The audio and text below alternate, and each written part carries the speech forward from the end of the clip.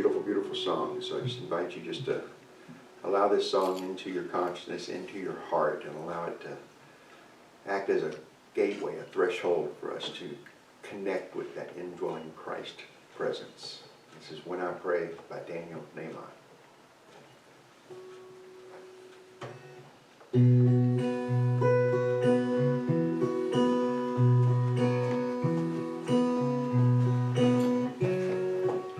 When I pray, I feel my heart go deeper, my heart go deeper into my God. When I pray, I feel my heart go deeper, my heart go deeper into my God. Right here, right now, right where I am, I pray. Right here, right now, right where I am, I pray.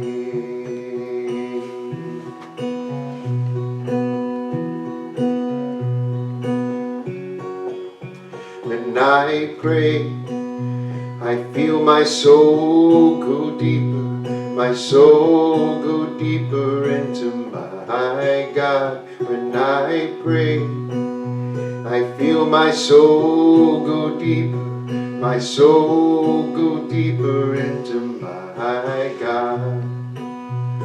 Right here, right now, right where I am, I pray. Right here, right now, right where I am, I pray.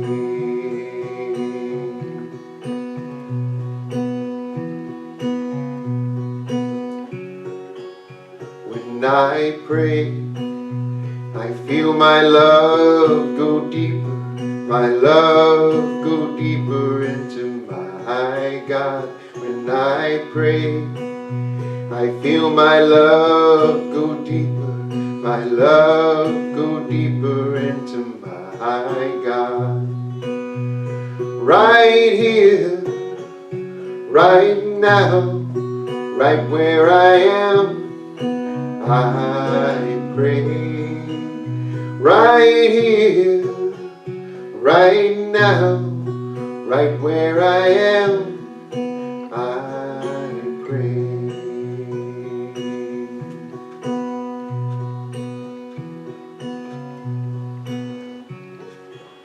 When I pray, I feel my heart go deeper, my heart go deeper into my God.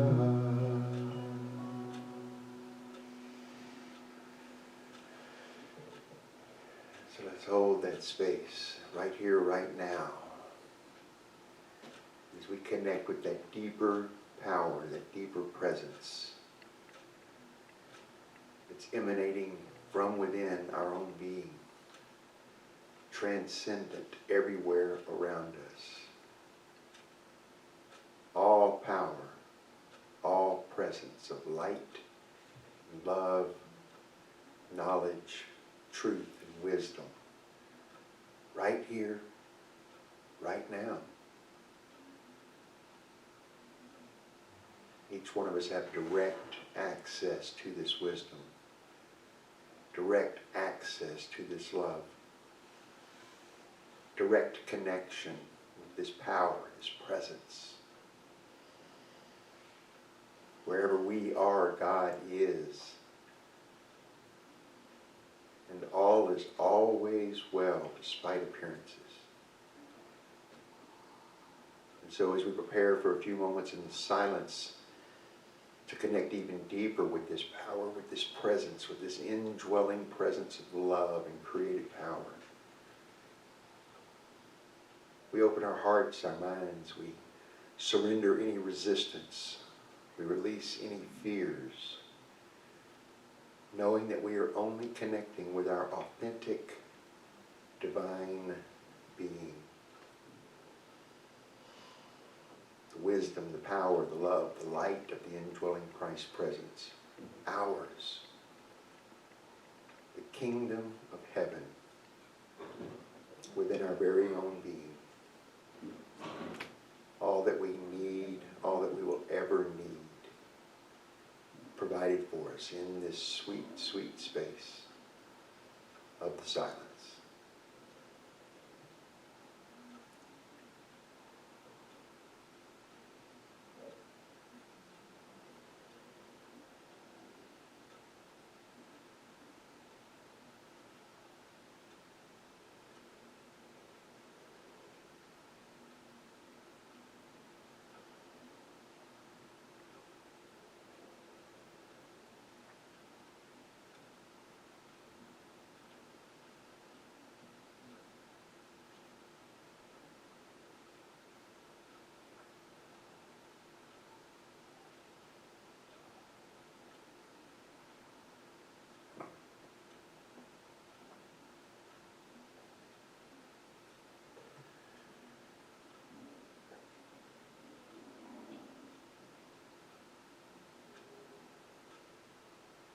Continuing to hold this sweet connection, we gently bring our attention back into this sweet, sweet sanctuary.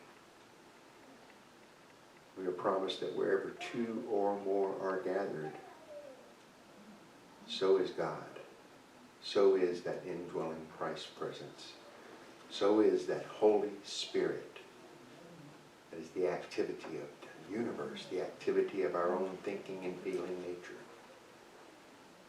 Everything and more right here present. Everything needed to facilitate our transformation, to facilitate our growth, to facilitate our own personal experience of the peace of God. And for all of this and more, we are ever, ever so grateful. And so we say thank you, thank you, thank you. We pray in the name and the nature of Jesus, the indwelling Christ. And so it is, and so we allow it to be. Amen.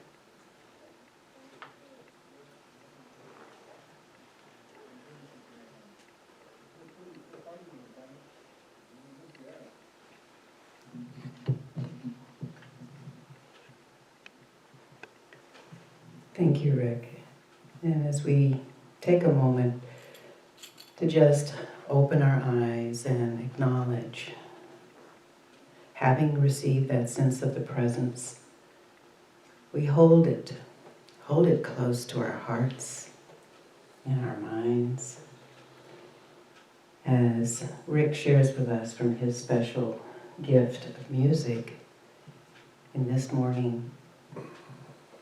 So what piece are you going to share with us this morning? We are going to be sharing with you all. This was just an inspiration that hit me just a few minutes ago because I just feel the love in this room and I feel the power and the presence right here with us. So I'm going to do a Van Morrison song called Have I Told You Lately. They use this a lot of times at weddings and things like that. It seems to be like a great romantic love song, but in this setting I think you'll notice that this is actually a love song to God.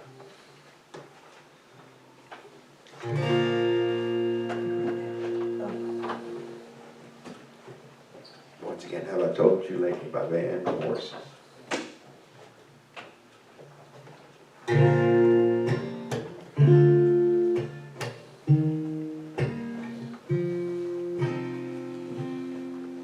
Have I told you lately that I love you?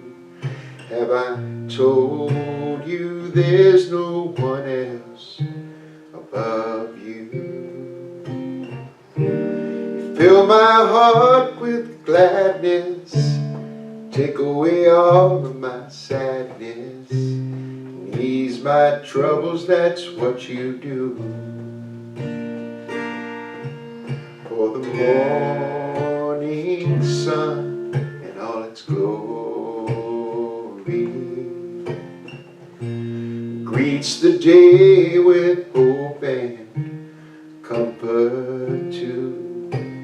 You fill my life with laughter, somehow you make it better, and ease my troubles, that's what you do.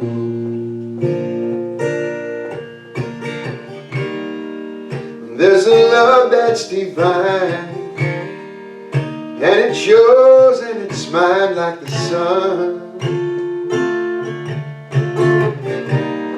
And at the end of the day, we should give thanks and pray to the one, oh, to the one. Have I told you lately that I love you? Have I told you there's no one else above you? You fill my heart with gladness, take away all of my sadness, ease my troubles, that's what you do.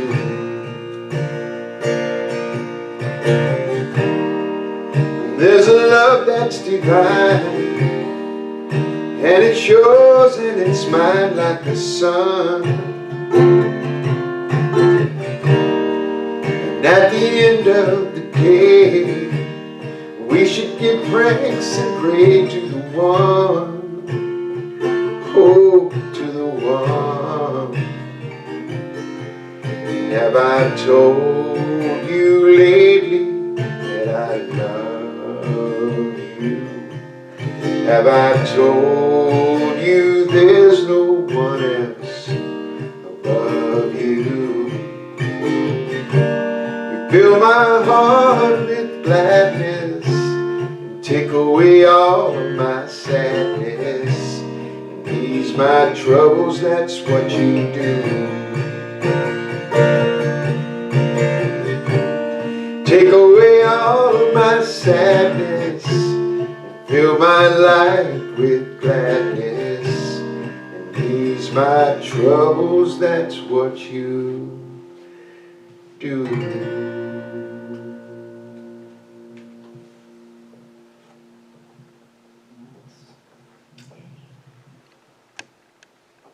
Thank you so much. Thank you. And today we were blessed with Rick as being our guest speaker as well. So this morning, Rick, what is the message title for your message? We are going to be talking about the illuminating fire of faith. All right. And I'm gonna get a book out of my backpack here to show y'all. All right. And while he's doing that, I invite everyone here to just sit back and enjoy, because Rick is going to offer us a wonderful message on that fire of the Spirit. Thank you, Paula.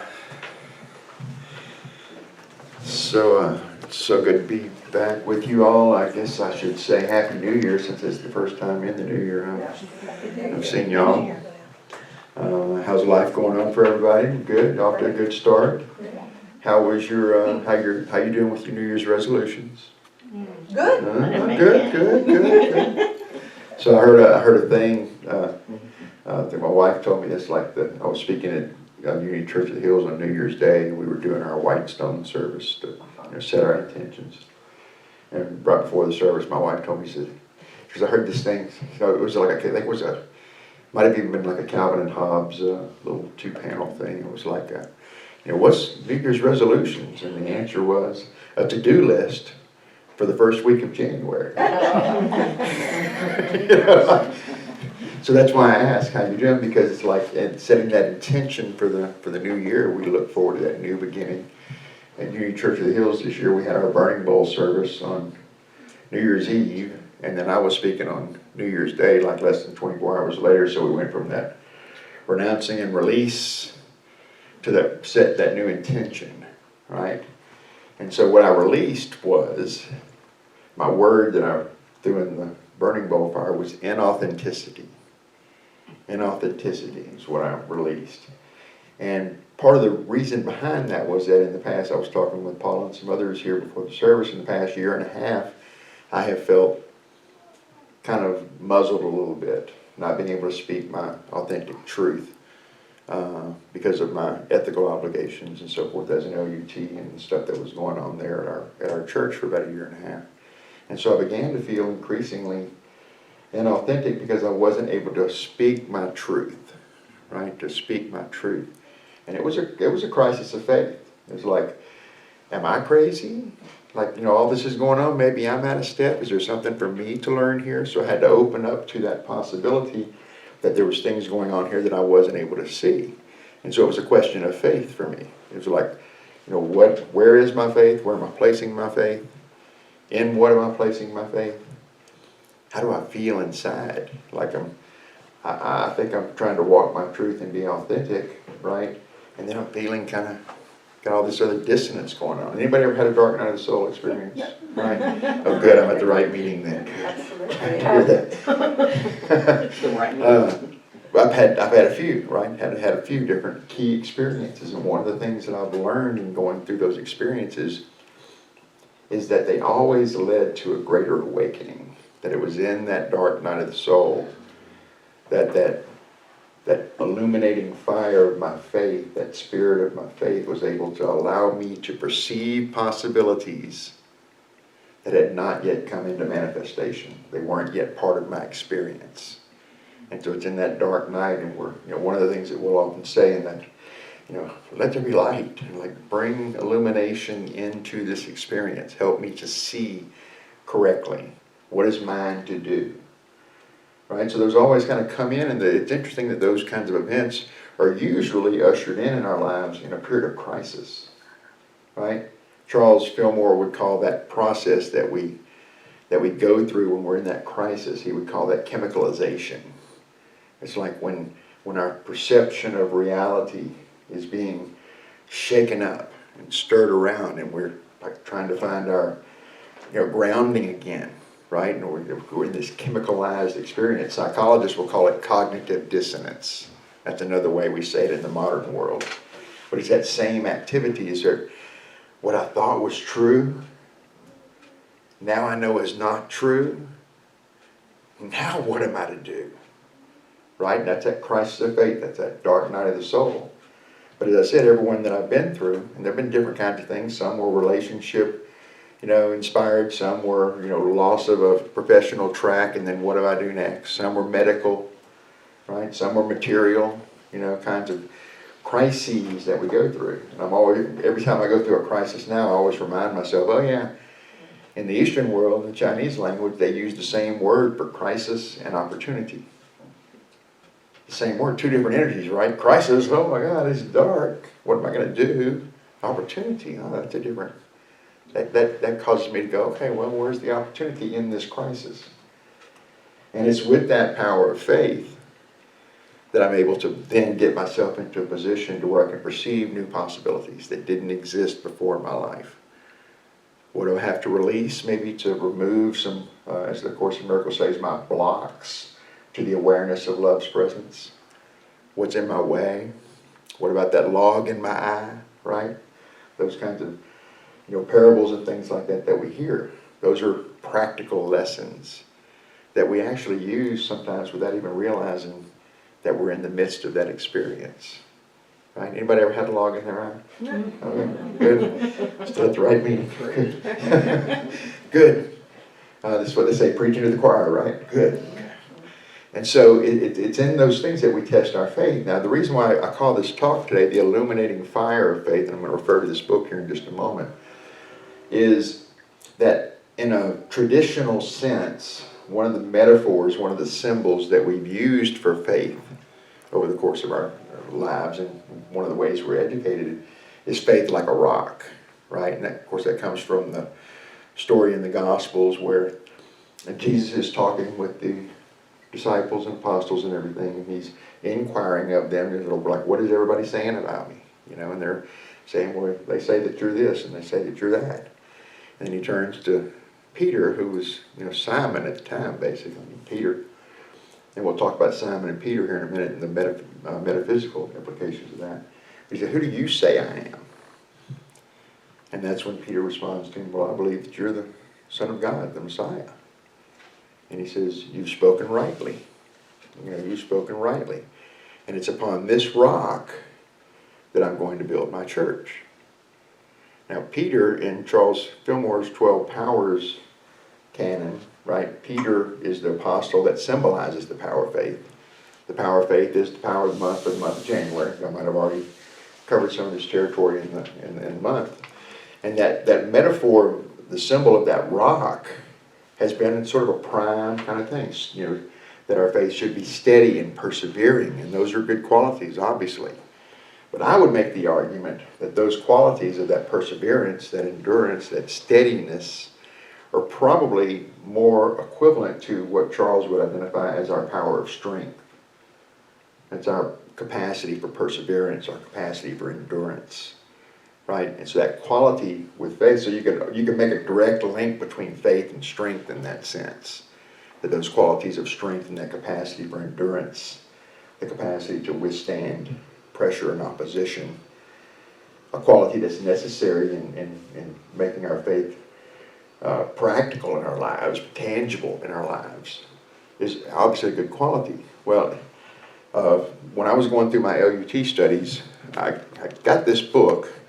I got it up at Unity Worldwide, one of my 1 week long things. There was a table sitting there with a bunch of books they were clearing out of, and I think it was, $5 or whatever the case may be. And I was like, oh, that's a good looking book. It's new, and I'll bring it home with me. But it's called New Thought for a New Millennium. And it was edited and put together by Michael Maday, M-A-D-A-Y, and he was, among other things, at the end of his life, he was an instructor at UWM for many, many years. I had a couple of my classes with him. And at the dawn of the millennium, in the year 2000, give or take, he put together this book, 12 Powers for the 21st Century. So, has anybody ever read the 12 Powers by Charles Fillmore? Have you all looked through that and everything? Charles, these chapters, and much of Charles's writing, Charles wasn't necessarily a writer first. He would speak and people would record his things and they would transcribe them, oftentimes, and put them into books. So while there's good information in there, it doesn't necessarily read well. It's not writing as a writer. He's speaking and they're transcribing, right? So I thought it was a great idea that they took these 12 powers and they sort of updated the language for the 21st century, because sometimes if you're reading Charles and Myrtle and everything, while there's vital information in there, the languaging can seem kind of quaint by our standards. It kind of is almost like a throwback, right? And for some people that can be an impediment, not necessarily to reading or understanding, but being inspired by, right?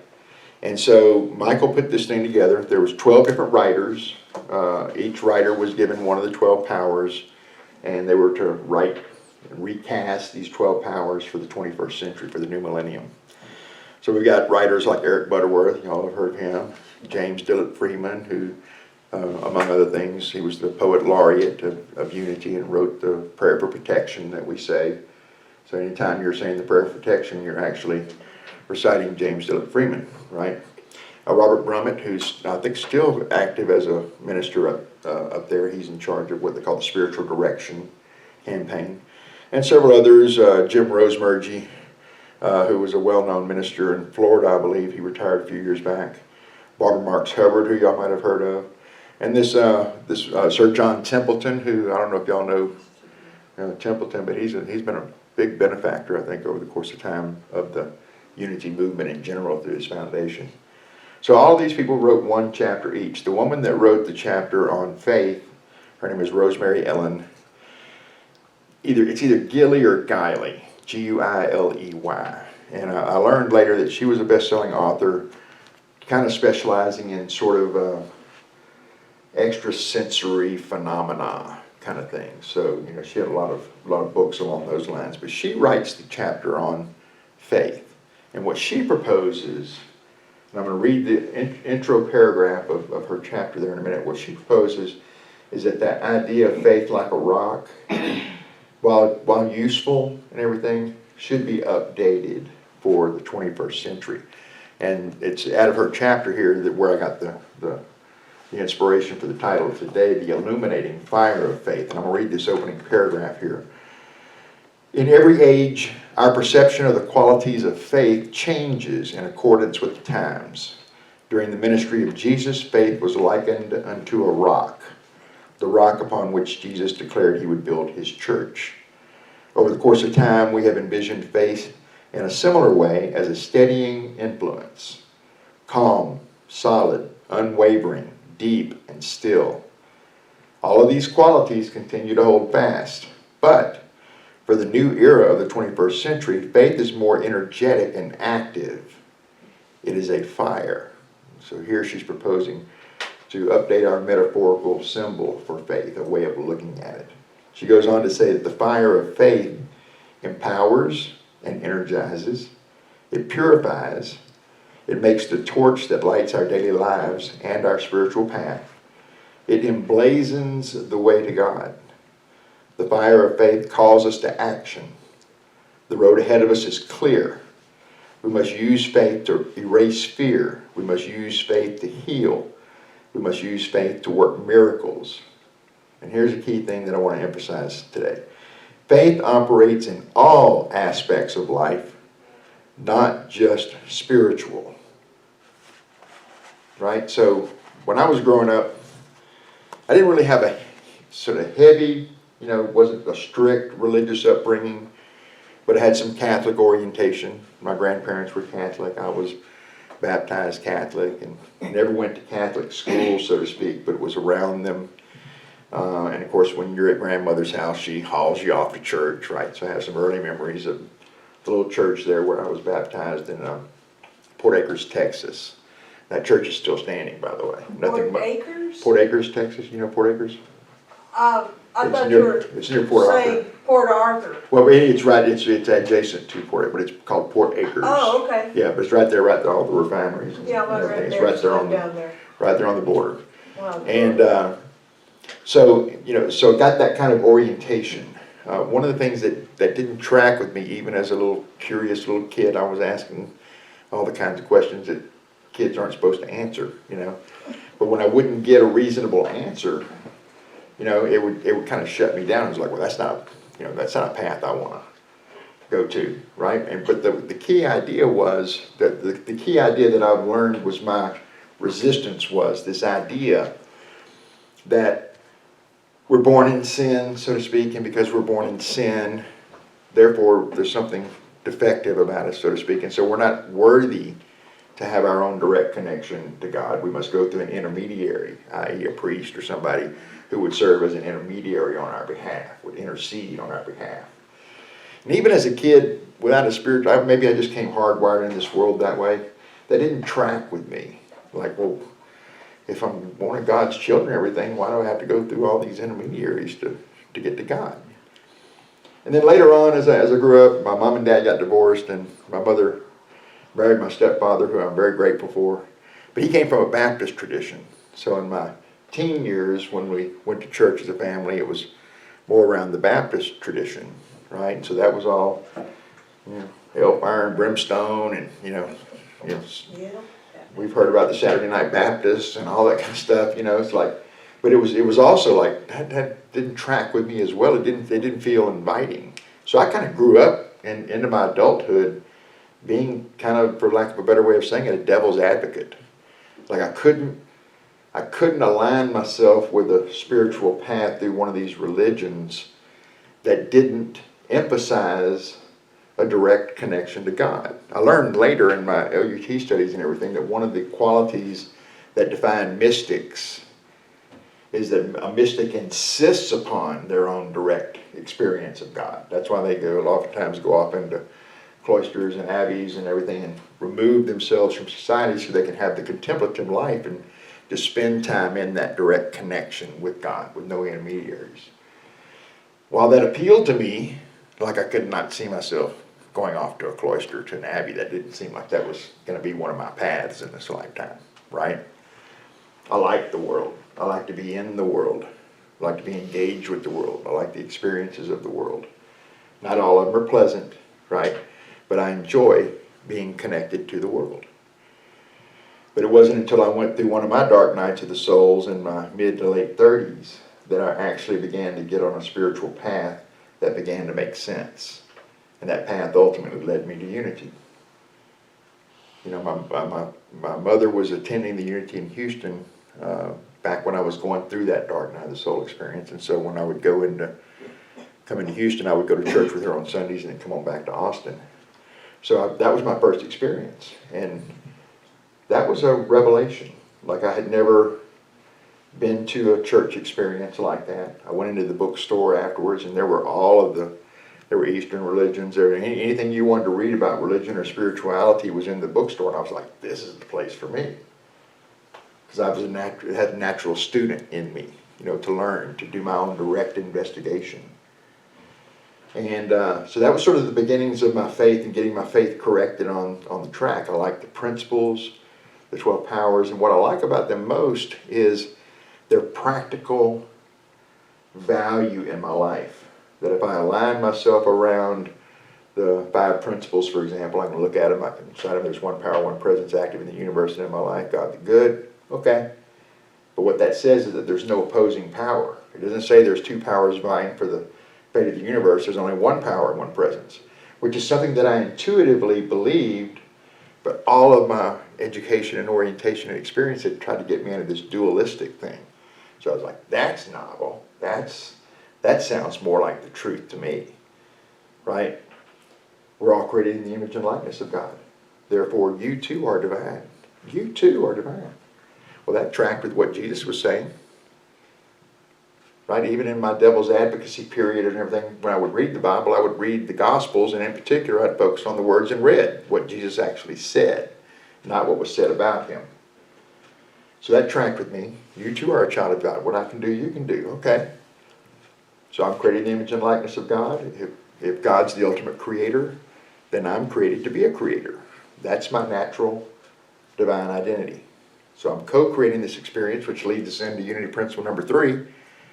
We're co-creating this experience with the thoughts and the feelings that we are allowing to dominate in our consciousness. Oh, so now I have responsibility in this. It's like, what's going on? And what's the condition of my church, my indwelling church, the quality of my consciousness? So I'm co-creating this experience. So I can go out and protest in the streets, or I can go pray for peace. Right? I make a choice about that. And so Unity's 4th principle says, hey, you can connect with all this reality, this indwelling Christ, by going into the silence, by listening from within. Where did Jesus place the kingdom of heaven? The kingdom of heaven is where? Within. Wow, now that's tracking with what Jesus says. So I'm getting on board. I'm getting on board. And then that 5th principle is, hey, these first 4 principles, and I'm paraphrasing here, but these first 4 principles, they don't mean anything. They don't have any power in your life unless you're willing to live by them, unless you're willing to express these principles. So it's the action principle. It's also the principle that calls us to personal responsibility. And this started tracking with other writings, the 4 agreements, the practical value of the 4 agreements. I felt those were like a cousin to the unity principles. So that worked. A Course in Miracles. So slowly but surely, I began to rewire my personal view. And then it just clicked with me. It's like, okay, this is it. And everything that I was reading was teaching me my personal responsibility. It was also teaching me about my own direct connection with God. And I was able to perceive this through the power of my faith, which I had, up until that point in time, I was kind of oriented to where faith is, your faith is a measure of how much you believe in God, how much you believe in Jesus Christ, right? And what this book began to teach me, began to open me up to, was no, you're practicing your faith in every activity of your day, every relationship, every time you worry about money, every time you worry about health, or by contrast, every time you affirm your own prosperity or affirm your own health. Both of those, all 4 of those examples, and much more, they're all expressions of your faith. That your faith is always in play in every area of your life. It's not just for church on Sunday. I remember growing up, from the Baptist orientation, it's all you had to do was profess Jesus Christ was your Lord and Savior, and you were saved. That's all you have to do. It's like, really? That didn't track either, because it was like sort of a one-stop shopping thing. All you had to do was this. And of course, it's actually more practical than that, because you actually have to walk that experience as well. But that was sort of the way in. Just profess Jesus Christ as your Lord and Savior, and you're saved. What I learned from A Course in Miracles is you're already saved. You are already saved. You have to do nothing. In fact, you can do nothing to earn your grace. Grace is freely given from God. You have it, I have it. The variable is, are we accepting the gift or not? Anybody ever had trouble accepting something that was good for you? Good. It just can't be true. It can't be true, right? Right, and that taps That's into not exactly what I was thinking. but that taps into our sense of worthiness, and our sense of worthiness in that situation is grounded by this sort of falsely interrupted connection to God, that we're somehow separate from God and we have to earn our way back into it. No. You were given grace, you were born in grace, you still have grace no matter what you've done or didn't do or said or didn't say. No matter where you served or didn't serve, no matter what you gave or didn't give, you still have grace. That is wonderful news. But it also is energizing. And that's the same thing with when she's talking about like the faith of a fire. You think about all those different qualities about what fire can do. First, it brings light, right? Let there be light. Start a fire.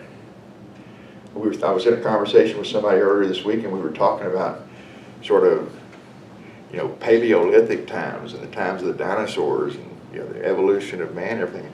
And think about it, we take it for granted. Like fire we take it for granted. We take light for granted. But there was a time when it was dark. When it was dark, you had daylight and you had dark. And sometimes it got really dark depending upon where you were. So bringing light into the situation is power, right? So if you have faith like a fire, and you think about your faith being a fire, its capacity to illuminate, to bring light to the situation, that's a powerful concept. It's much different than being like a rock, right? It's much different. It's more active. And so that's what we're talking about here. This illuminating fire of faith is our faith is an energizing thing. Charles calls the power of faith the perceiving power. Okay, it's the perceiving power. And it's the power, the capacity that allows us to perceive possibilities before they've come into manifestation. Now, if that was the only power and the only capacity we had, that faith alone would not be enough to bring it into manifestation. There's a quote, I can't remember exactly where it comes from, but faith without works is dead, basically, I think is the way that it goes. Same thing, if you just had faith, but you didn't move your feet and get into action, you couldn't just faith it into reality, so to speak, that you had to move. So we have these other capacities, like faith allows me to perceive the possibility, but then when I link it up with the power of my imagination, then I can start putting some details and some color and some shape and some texture and some dimension on this possibility. I was having a couple weeks ago, we did our annual songwriters conference in Austin for 5 days. And I was leading a workshop, and I didn't plan to go there, but I've been speaking about faith all month and preparing about it. But I realized in the middle of this workshop that, I've told this to the songwriters in attendance, you are using your faith every time you write a song. That inspiration lands, you hear a line, or you get inspired by a little piece of music, or whatever the case may be, and it's the power of your faith that allows you to perceive there may be a song in there. That's like a little refrain that songwriters say to each other. We'll be having this conversation and somebody throws some random statement out there and everybody will stop and go, I think there's a song in there. That's the power of faith. Perceive a possibility that has not yet come into manifestation. We literally use the power of our faith in every aspect of our lives. It's not just for Sunday school, so to speak. We use it in every aspect, and that's what she's talking about here. So that rock is not a complete metaphor. While there's some qualities about faith like a rock that are positive, we don't have to throw the baby out with the bathwater, so to speak. It's incomplete because that that active power of our faith, that creative power of our faith that allows us to light the way to God, light the way to possibility, that purifying quality of fire. You know, it's like when you take gold ore, you just get the raw gold, and they put it in a fire. What they're doing is they're literally burning away all of the stuff that's not gold, basically. Purifies, breaks it down into its essential components until what remains is the gold in the crucible, right? So it's got a purifying quality, has that illuminating quality. So we can add these to the faith like a rock thing. Now we're getting into a really multi-dimensional, comprehensive view of our faith. Anybody ever had a crisis of faith? Yeah. Few of us. A crisis of faith. Once again, crisis, opportunity. Crisis, opportunity.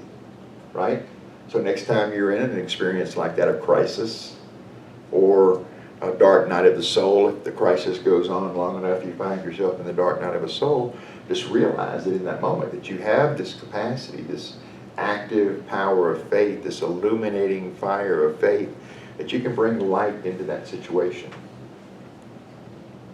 Every dark night of the soul experience I ever went through that I thought was like the worst thing ever, like, why am I going to do this? That's when I would feel like Job. Why is this happening to me?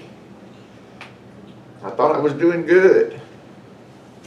But when we're in that dark night of the soul and it seems like the worst thing, then after a little time passes and you can get it in the rearview mirror, so to speak, I can look back at it and go, you know what? That was the best thing possible for me, because it was that experience that leveraged me onto this opportunity or that path. In the dark night of the soul, somebody would give me a book that helped. Somebody would lead me to an experience that would shift the way I look at things. I had a friend one time, he's still my friend, he's a good friend actually, spiritual brother. And I was in that dark night of the soul, and he was at my house one day. This is back in the mid-90s. And I might have been at my lowest point that time, the most scared I could feel at that point. And I said, Grady, I said, it's like I'm just suspended by this rope in the middle of this just big dark chasm. I can't see anything, and I'm just dangling there on this rope and just barely hanging on. There's darkness all around me, and I'm just like going down and down and down. And I kind of finish, and I got this image of me suspended in this darkness, holding onto this rope. And Grady looks at me and he goes, "Dude, that's awesome!" And I was like, "What?" Like, what? But that moment when he said that, it was like the light came on. Like he took what was the darkest thing that I could imagine going through at that point in time. And because of his response, which was not, most friends would go, "Oh man, dude, that's bad, man. Man, I feel bad. I'll pray for you, man." But he totally broke that, and he made me laugh. And it was in that laughter, in his response, that a spark was ignited. It's like, oh, there might be a different way of looking at this. There might be a different way of perceiving this.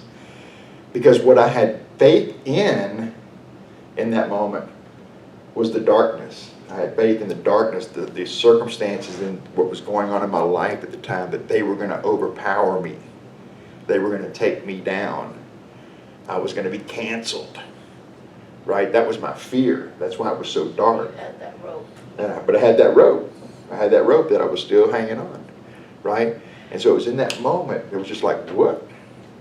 So it's those kinds of little moments that when you're, that whole experience took maybe a minute for me to explain how I was feeling, and like 5 seconds for him to respond. And it was a profound 1 minute of my life. Because it had taken me like 37 years to get to that moment, and 1 minute later, there was a new possibility in my life. I didn't understand at the time that it was an act of faith, that it was an experience of faith. I hadn't yet come to that language. But looking back on it now, it's like, wow, that was one of the greatest moments of my life. And yet, the moment was grounded in this experience of how lost and afraid I felt. And then right on the other side of that, let there be light. the fire of faith came in, and then it gave me enough energy to go maybe through just that day even. That might have been, practically speaking, all it served in the moment was just to get through that day. But here I am now, what, 27, 28 years later, still talking about that 1 minute of my life. Because it had that much profound value for my life and everything that came after.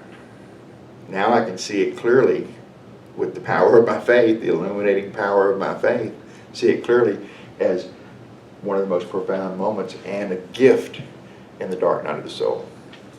So if you have had a dark night of the soul experience, if you're going through one right now, because I think we kind of have multiple ones over the course of a lifetime, each one leveraging us onto an expanded path, an illuminated path that leads towards our transformation. Because we're all just walking one another back to heaven. That's all we're doing. We're walking one another home. We get to spend time with one another several times a year. I get to come see you guys, and we spend some time together, and then we go on about our lives and everything. And yet in the larger sense of consciousness and connection, even when we're not physically together, we're still connected in consciousness. And every time one of us chooses love throughout the course of the day, and we should be choosing it thousands of times a day, by the way. It's an ongoing choice, right? That each time one of us chooses love, each time one of us generates an act of kindness, each time one of us forgives, each time that all of the people that we're connected to and interdependent with benefit from that choice. Sometimes we think we're choosing and that the universe doesn't even know that I'm choosing. Nobody even cares that I'm choosing. Nobody cares that I'm holding up my end of the blanket or whatever. But it is felt absolutely energetically, even if it's not communicated, like physically. Like Angie might have just generated an act of forgiveness she'd been working on for a long, long time. She calls up, Rick, I just forgave somebody. I know because I felt it, because it gave me buoyancy, it gave me lightness in my spirit that day. That's how we keep it all together. Isn't it amazing, like with all of what appears to be going on in the world that seems so detrimental, so destructive and everything, but there's still love in the world? There's still beauty in the world. Right now, while we're talking, a new baby's being born. Right now, as we're talking, somebody is getting themselves off a drug-addicted life. Right now, as we're talking, somebody's falling in love. Right now, as we're talking, somebody's writing a song that will become a hit 5 years from now. All of that is going on all at the same time. All at the same time. And with the power of faith, the illuminating power of our faith, we're able to see that connection. We're able to perceive those possibilities going on. That's when we're really beginning to resonate at a higher and higher level of our expression. Like ultimately, it's all about love. Love is the power of the month next month, I think. So it's like, when you hear, there's a quote that says, faith, hope, and love, these are, three great things, but the greatest of these is love. Yeah. Because love harmonizes all of that. Faith is dependent upon love to do what it does. Faith is dependent upon imagination to do what it does. Faith is dependent upon the power of strength to persevere and endure. Faith is dependent upon the power of our reasoning, our wisdom, our discernment. Faith is dependent upon our power of understanding, that intuitive part of us that's connected to that divine consciousness. Is any of this new to you all, like this idea of faith like a fire? Like that illuminating quality, that purifying quality, that creative power that we can now... It's a good new... Yeah, we can unfold that into what we already knew about faith from our own experience and everything, and like all of a sudden, wow, there's a new dimension. I can think about my faith differently from this moment forward. Because we realize, as I said a while ago, I didn't say it this way, but let me just say it this way this time. I asked you all a while ago if you've ever had a crisis of faith. Yeah, we've all had a crisis of faith. I would posit that we actually have perfect faith at all times. That our faith is in perfect condition, operating perfectly at all times like a fine-tuned machine. The variable is, in what are we placing our faith? Where are we directing our faith? An addict places his faith in his drug of choice, right? That's faith still in play. He perceives that as his possibility, and sometimes his only possibility, until they recover themselves and find out, oh wow, there's other choices to be made, right? But at some point in time, they're in that dark night of the soul too, and they realize, oh, this thing I've been placing my faith in, it's not actually good for me. Has anybody ever placed their faith in something that wasn't good for them? Oh, yeah.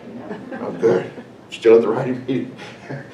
But it's true, that's what we do, and we do it until we don't, right? And we're liable to fall out of the saddle, even again today, even after a good track record of being, pretty good with our faith, right? That we can still fall out of the saddle because we're still choosing between love and fear. Love and fear, love and fear, right? And we're doing that all day long, all of our lives. And so I want to encourage you all, moving forward in this life, if you did set up New Year's resolutions at the beginning of the year, that it's the power of your faith that gets us to that place of going, you know what? I want a new possibility for this year. I'm going to do things differently this year.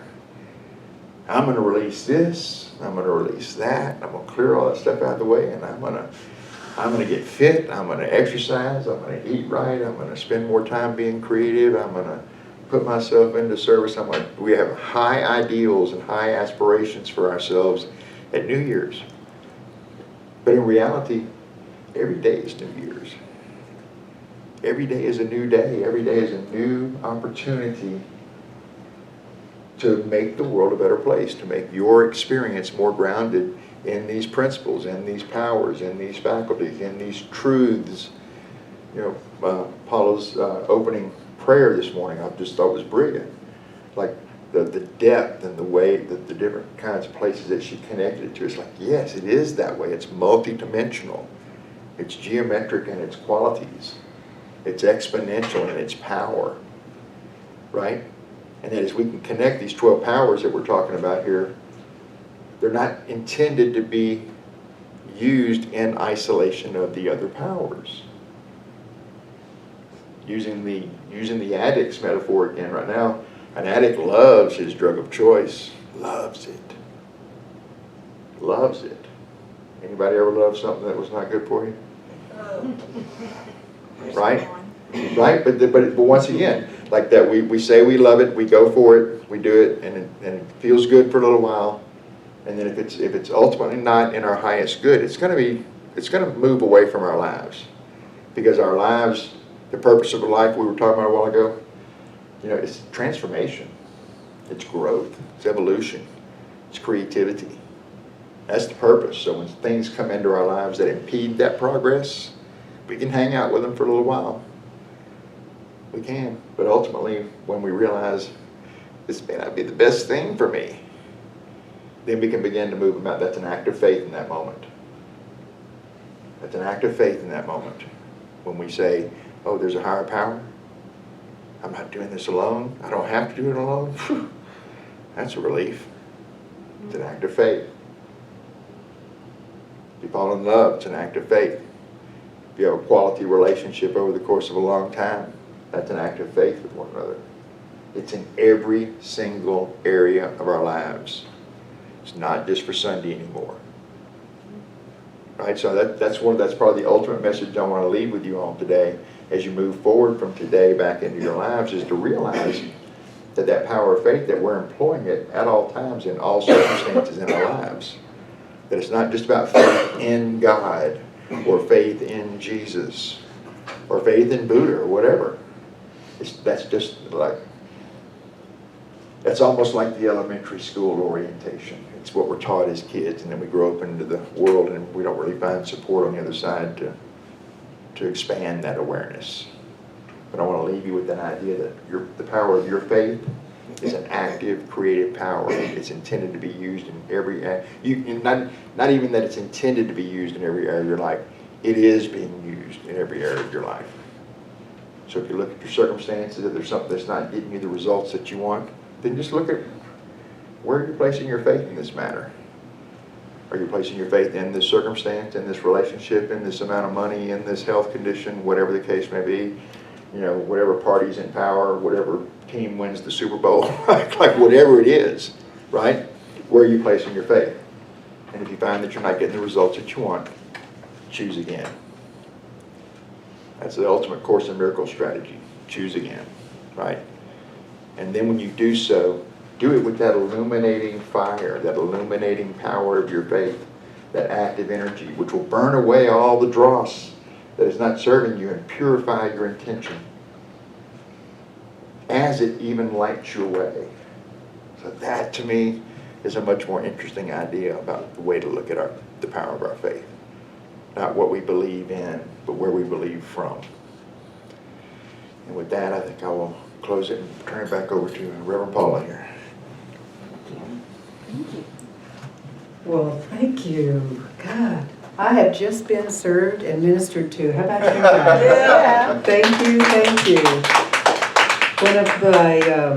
One of my realizations in this whole message is that the dark is actually the power of creation. Yes. And that the light has the energy of destruction within it, so that, as he said, that it burns away the dross. It takes away from those things that are no longer serving us. That's right. And so in that type of energy of creation, if you are going through a dark night, if you're going through a time in which things are difficult, recognizing creation is at your very fingertips. What an opportunity. God bless you. Absolutely. And thank you for being with us this morning at Unity Church of San Marcos. God bless you. God bless you.